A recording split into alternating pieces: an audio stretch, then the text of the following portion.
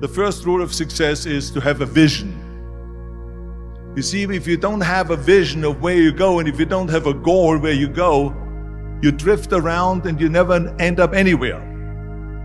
I mean, as you know, I was born in 1947 in Austria after the Second World War. So I was very fortunate that I stumbled on my vision. And I didn't really like Austria when I grew up.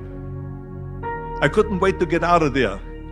I couldn't see myself becoming a farmer or a worker in a factory or anything like that. Even though my parents wanted me to stay there and have a normal life. But that was their vision, not mine. My vision was totally different. I felt that I was born for something special, for something unique, for something big.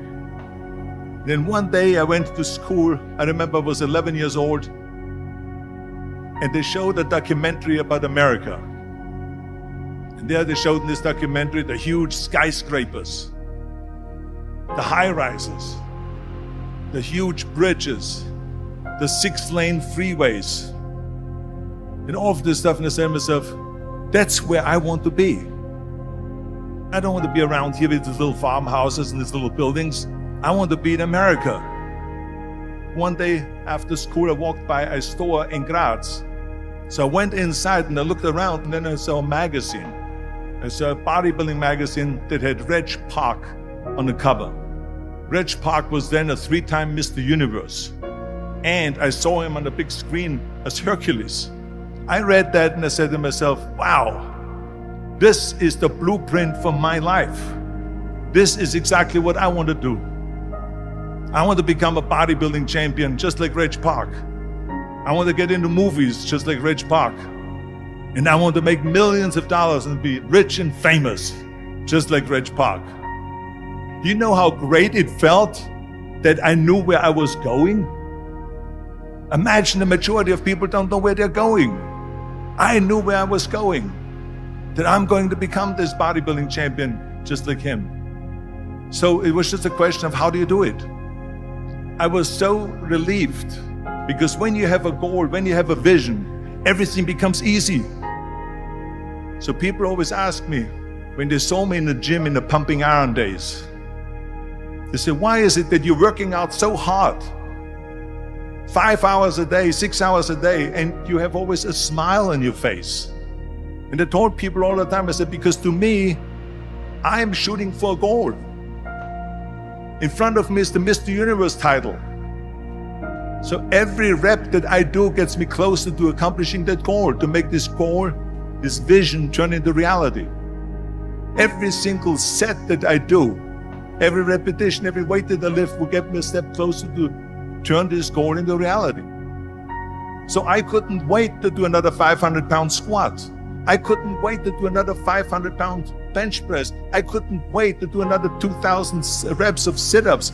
I couldn't wait for the next exercise.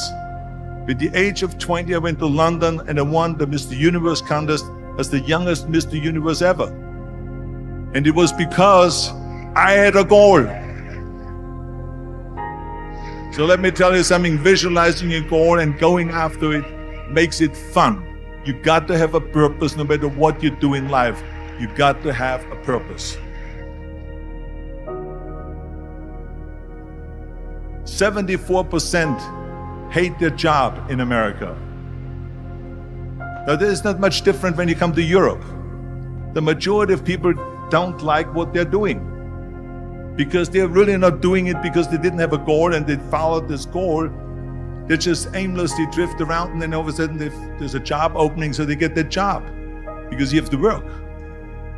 But then when you work, it's a chore. It's work. It's not fun. So if you think about, only a quarter of the people really enjoy what they're doing in life. That is unbelievable if you think about it. So I felt so blessed that I knew what I was doing. It's like a medical student that studies and knows he wants to become a doctor. You know where to go. And the same thing is also in politics. I remember that in politics, I had a very clear vision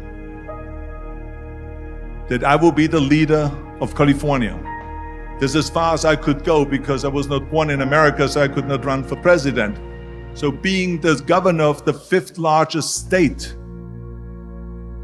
I should say the largest state, the fifth largest economy in the world, was for me really the ultimate title, the ultimate accomplishment in politics. So even though people came up to me and says, why don't you go and run for something smaller, you're never gonna make it.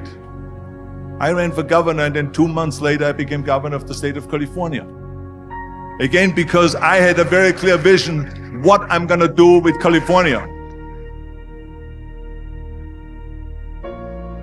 So that's rule number one, have a vision. Rule number two is, don't listen to the naysayers. Don't listen to the naysayers.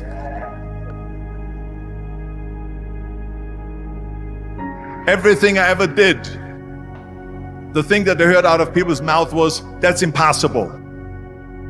That can't be done. Or no. That is exactly what I heard, and of course I proved to the people that it can't be done. So whenever someone said to me, it can't be done, I heard, it can be done. When they said no, I heard yes. And when they said it's impossible, I heard, it is possible. I'm a strong believer of what Nelson Mandela said, that everything is always impossible until someone does it. Well, I'm gonna be the one, I said to myself, I'm gonna do it and I'm gonna show it to them. Maybe it has never been done before. That's perfectly fine with me. But I'm gonna do it. And I did not listen to the naysayers. It's all about the hard work that you put in. I said to myself, in bodybuilding, I worked out 5-6 hours a day. I'm gonna do the same thing now for acting. And of course, I went to college to study English. I studied the accent removal, acting classes, and all of this stuff, all day long. I worked and I worked and I worked. And within a short period of time, I made one movie called Hercules in New York, which of course went right into the toilet. But it didn't discourage me. I still had the same vision. And then all of a sudden I did Streets of San Francisco. I did Stay Hungry and Pumping Iron and The Villain. And then all of a sudden I was asked by Dino De Laurentiis and by Universal Studio to star in Conan the Barbarian.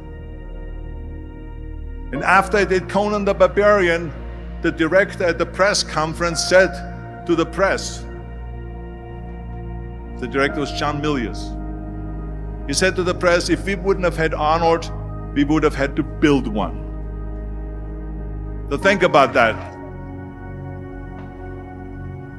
The very body that they said can never be sold because the time is wrong. A few years later, I'm doing Conan the Barbarian, and it was the #1 hit at the box office when it came out in the summer of '82. Think about that. And the director says, if we wouldn't have had his body, we would have had to build one. So all of a sudden, my body became an asset, not a liability. And the same thing was with Terminator. After we were finished filming Terminator, Jim Cameron said to the press, if Arnold wouldn't have had that accent and talked like a machine, I think the movie wouldn't have worked. So think about that. The body and the accent that they attacked was an asset. But I didn't listen to those losers. I didn't listen to them at all. This is just the reality of it, is that you cannot listen to the naysayers. So this is a very important lesson for all of you. So when someone says, no, this is a stupid idea, you in your mind, you don't have to say it, but in your mind just say this of you're an asshole. What do you know?